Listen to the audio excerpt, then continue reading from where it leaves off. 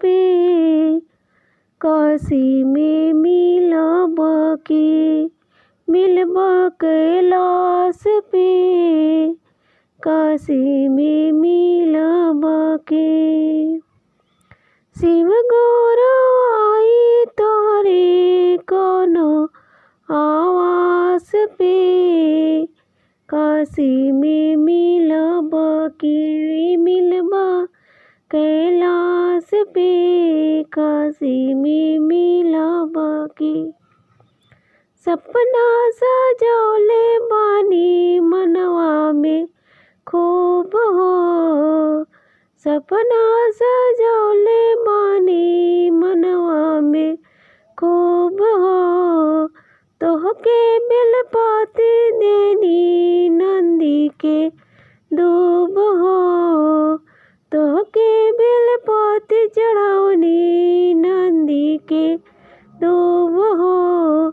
आसन लगौले बनी, आसन लगौले बनी चढ़ के आकाश पे शिव गुरु आई तोरे कौन आवास पे, शिव गुरु आई तोरे। रहिया चलता मोड़ा एड़िया घिसाइल हो, भुखवा पिया सावा से मुहवा चुराइल हो। रहिया चलता मोरा एड़िया खियाइल हो, भुखवा पिया सावा से मुहवा चुराइल हो। ठोकर ना लागे हमरो सरदा विश्वास के, ठोकर ना लागे हमरो सरदा विश्वास के। शिव गुरु आई तोरे कोनो आवास पे, शिव गुरु ई तोरे।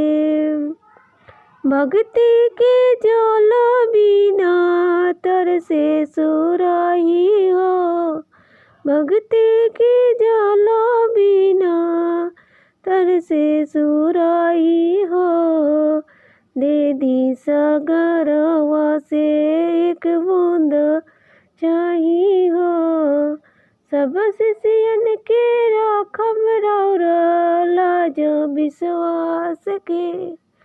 शिव गुरु आई करे कौने आवास पे, शिव गुरु आई तोरे कौने